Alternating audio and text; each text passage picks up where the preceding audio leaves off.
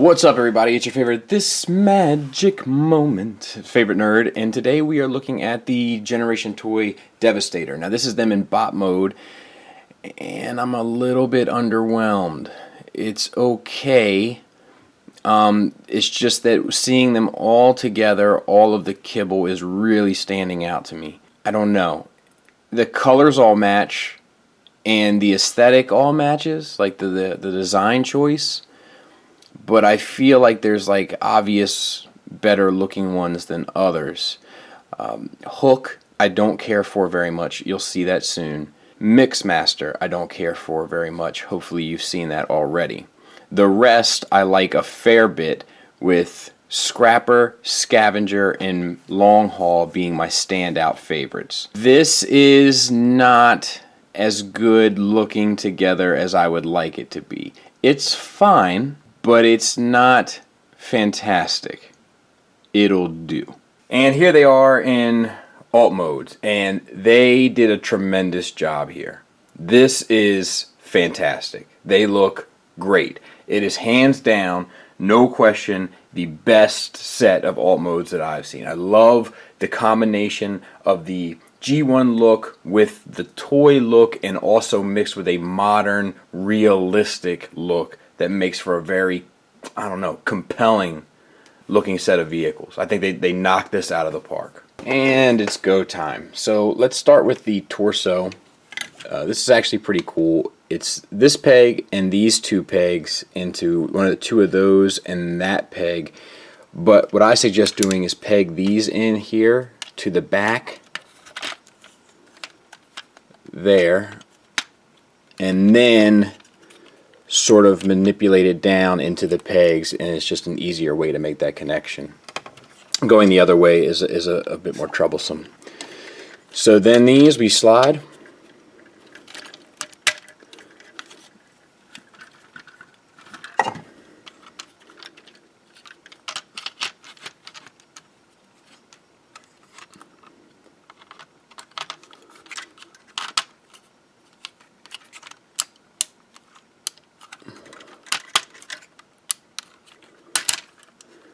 Alright, I'll readjust. We'll put the arms on. Alright, put the arms on.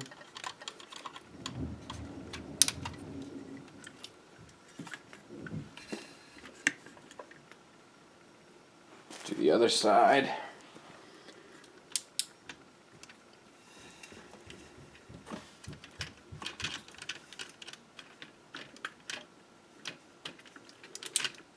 Boom. Easy peasy. Give me 2 seconds. I gotta figure out what's going on there. And I'll put the chest shield on. And it's 1, 2, 3. 1, 2, 3. Maybe that's it.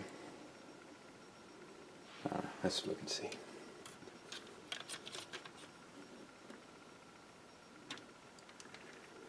Alright. I'm gonna get him cleaned up. I'm going to figure out what's going on with this foot, and we'll talk about him. And I realized I put the arms on backwards, so I'll fix that as well. So the head is on a hinge swivel. The paint is fantastic, by the way, both on the visor and the face and this bit up here. But the problem is the joint is poorly toleranced, so it won't hold the position. It just flops back down. You do get the down, that works fine, and the swivel works fine, but holding it up, no go. The shoulder is actually triple jointed, so there's a pin in, like, up top here. Let me see if I can't show you. Like up in there, and then there's one down here, and then the silver joint acts as a pin. So the shoulder range, even with the tracks, is pretty fantastic. That's really, really, really well engineered, I must say. The only problem is like a lot of these joints are so tight that you'll see, like, while you're manipulating it, all this stuff comes untabbed. This comes untabbed. Down here, this stuff comes untabbed. But, you know, it's just a matter of putting it back together once you get in the position you want it in. And then if you turn it, you can even get more, and you can just kind of gotta adjust all this junk and get it around, and that's a pretty good range. For the rest of the arm, you get a bicep swivel right above the elbow. which works good enough, and then you get this single jointed elbow that gets you 90 degrees, so that's fine. Come down to the wrist, you get the swivel, you get a little slightest up and down hinge, not really, and then you get all the fingers, and they are on ball joints at the base knuckle, and then we have a hinge at the first thumb knuckle, and 2 hinges for each finger knuckle. So that all works well, and we'll see if he can hold his gun at the end. Waist swivel, that works fine. And then you have these that are on ball pegs, so you can get them out of the way to expose the universal joint, oops, which gets you up to there if you pop the thing off, and back to there, and then out to the side on a ratchet. The only problem with this is that the ratchet is so strong, it has a tendency to unpeg stuff, but you can get almost 90 degrees there, but more than enough for a strong A stance. I'll get that piece put back together. We'll talk about the knees. So the knees are problematic in their own right. Now, there's this gray piece that I've moved out of the way that allows the joint to sit straight up and down, and that holds the weight much better. The problem is if the gray piece is in the position that it's supposed to be, it rests up against here, and then it kind of wants to lean back. So that's a bummer. I don't know. I've seen guys pull it off in pictures. I don't know how they're doing it, because mine certainly won't stay balanced under those circumstances. So I have to lift this gray piece out here, and then it centers the weight, and I don't have a problem. And then it has a double jointed knee, both here and here, which gets you at least 90 degrees, maybe more if you can tweak it. You'll see stuff coming unpegged. We're going to talk about that. That's one of my complaints about this fella. I guess I should also mention it has the same thigh swivel, so that works fine. You do get this ankle rocker here, so straight and then rocks to about there, and then a bit of a toe tilt down, nothing up.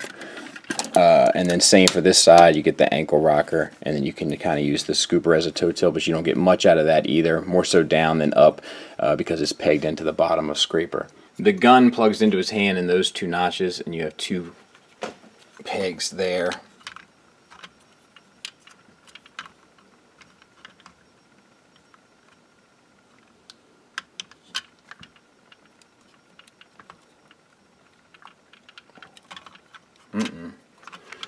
Let's see if I can't finagle.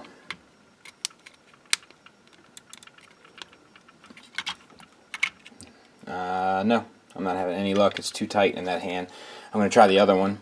I've got him holding it, but it's not 100% in. It's a great deal of it is being held with tension. Now all of it is being held with tension. So he doesn't hold his gun extremely well.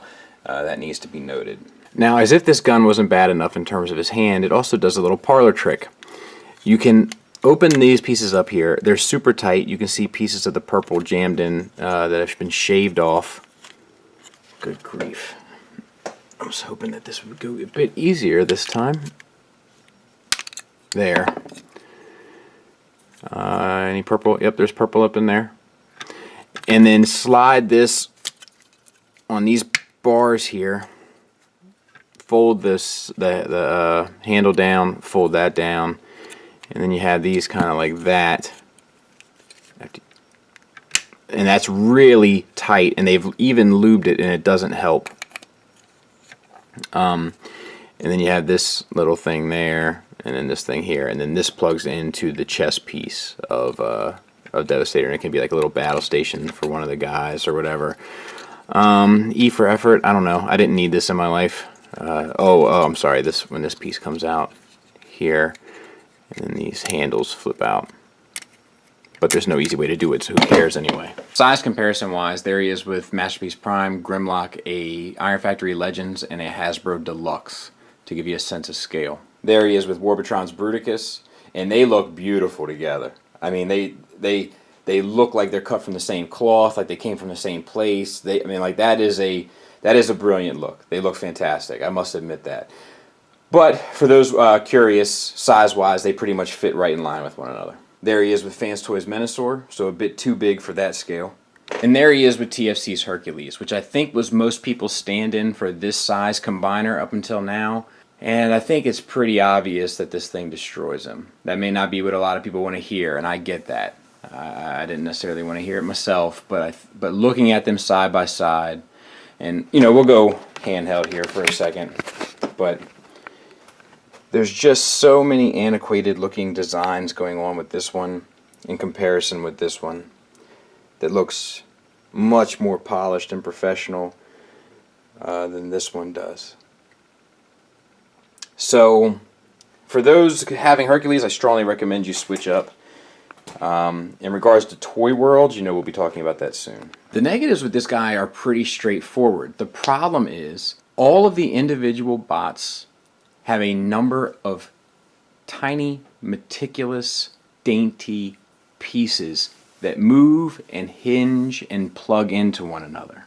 And then, when it's all said and done, you combine it into this giant but beautiful Devastator with super strong, sturdy joints. So, ultimately, when you go to manipulate this toy, everything that you just did to put it together comes undone. And that's a pain in the balls, just in terms of handling it.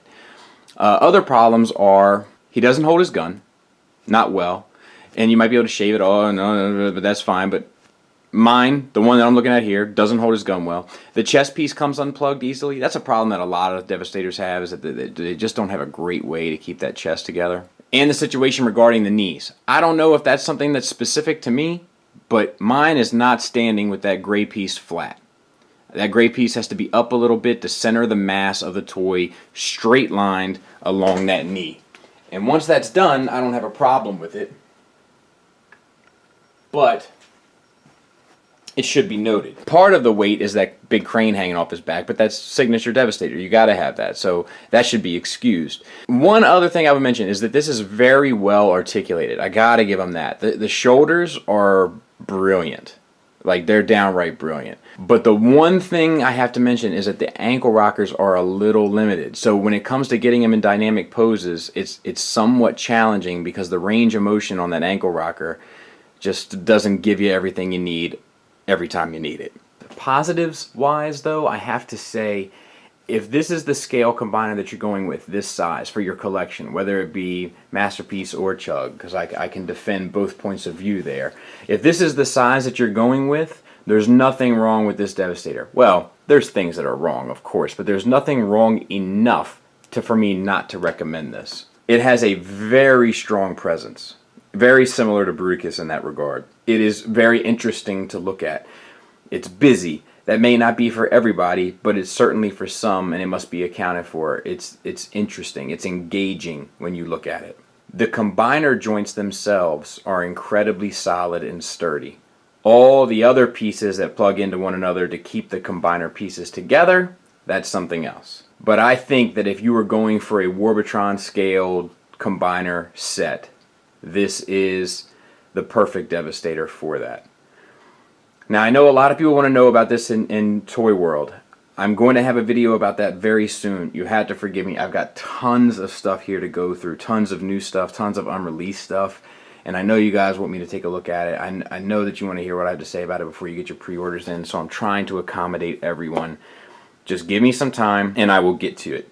I promise. And now that they think I'm busy doing more videos... Is that still on? But as far as this is concerned, it gets the thumbs up from me. It's not perfect, but it's probably the most well done combiner in this scale. In terms of functionality and efficiency, it probably edges Bruticus out, which I think up until now has been the best done. Something to be said for that. Thanks for listening. Thanks for watching. Until next time, take care.